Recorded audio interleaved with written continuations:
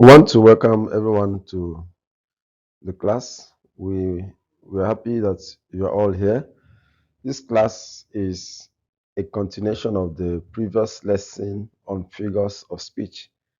Please want to request, if you didn't partake in the previous class, if you didn't listen to the last note on figures of speech, it will be a bit difficult for you to flow along with us. So I want to appeal that you get back and check the notes, the lecture series on figures of speech.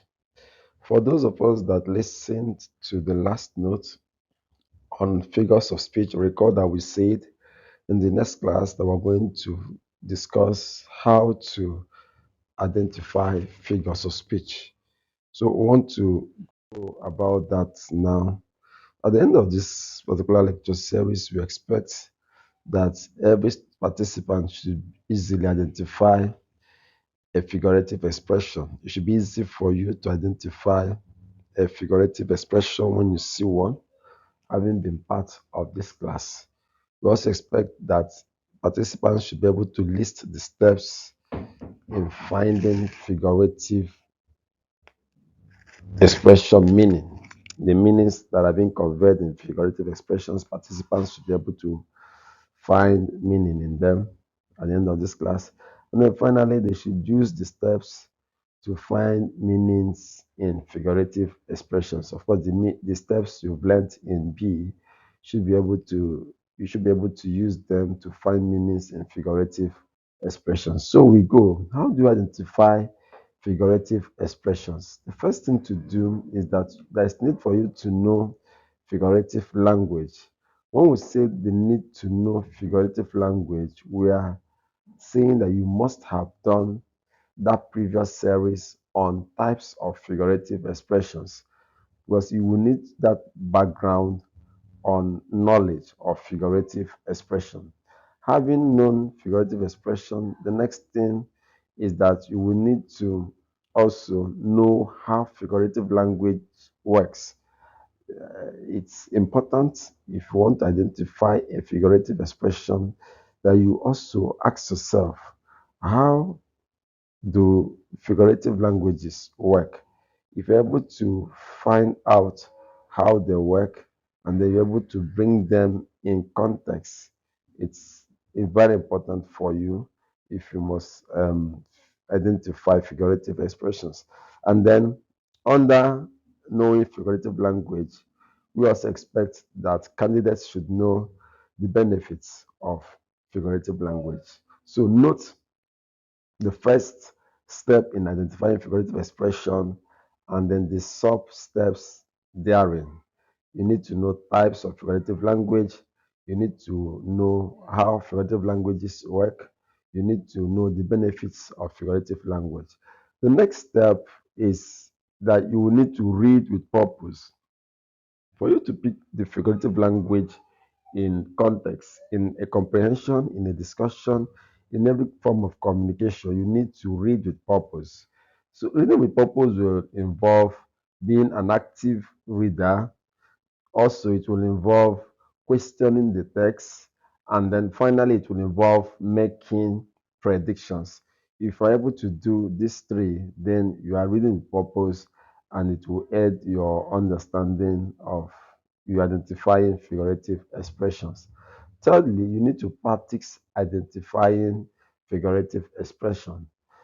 It's often said that practice makes perfect, you know. So the more you do something, the more you get familiarized with such things. And then as you get familiarized with such things, the more it becomes easier for you, you know, to identify such matters. So in this case, you are looking at figurative expression. So you need to practice identifying figurative language. In this practice, you need to, on your own, be able to find examples. As an assignment, we would want you to list 10 figurative expressions, 10 figures of speech, and then cite four examples of each of them. List 10 figures of speech you've learned, define those figures of speech, and cite four examples of each of them. Now, You find examples. That is important.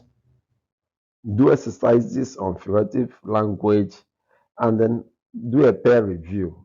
You know, bring in friends and colleagues to help you look at what you've done. As you compare notes, you'll be able to know your strength. Further, use figurative language in writing.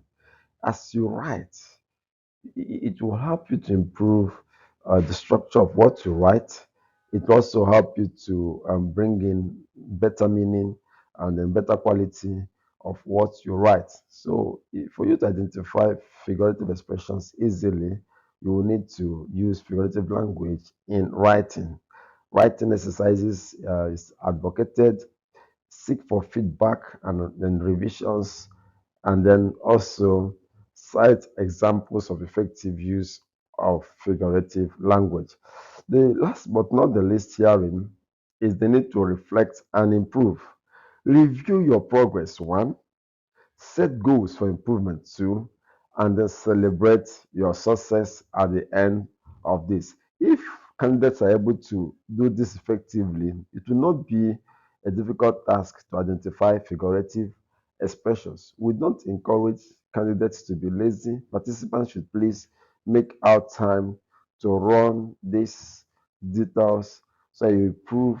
It's not just for the exams, it's not just for the quiz, but for personal development, you will need to run these details.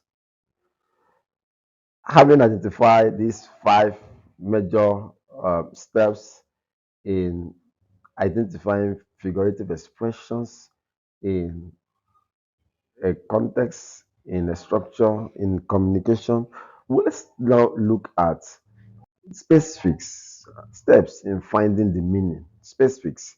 We're going to look at three-step process for finding meaning in figurative language. We're going to look at three major steps. One, locate the figurative language, whether as a word or as a phrase within the passage being read. This should please recall that we have emphasized that there is the need for you on your own to know figurative expressions. So, if you want to find meaning in a figurative language, you will need to locate the figurative language within the passage being read. If you do that, the next thing is to decipher the literal meaning and determine if that is the message the author is trying to convey. When you have an expression, look at that expression. Now, you having gone through the expression, the first question you should ask yourself is not whether this is figurative or not, because you will end up asking that question on so many occasions, even when it is not necessary. What is more important is that you look at the literal meaning of the word, look at the literal meaning of the phrase in question, and then find out if the literal meaning matches or fits into the language, fits in within the context of the discussion, and then determine if that message the author is trying to convey is literal, is in line with the statement you are trying to confirm, if it's a figure of speech. If you do that, then the next thing you do is to use background knowledge of the word or phrase to decide what meaning the author intended. With these three steps, remember I've given the first five steps to finding meaning. Now, with these three steps to pinpointing the figure of speech in a sentence, we are very sure that you will be able to effectively and adequately identify figures of speech in a sentence, in a communication, in whatever pattern they come, and then be able to also present responses that fit expectations. Thank you again for your time. This is where this class will end. In our next class, we'll be looking at report writing. We want to please encourage you to make your notes from this lecture and also take out time to go through your notes.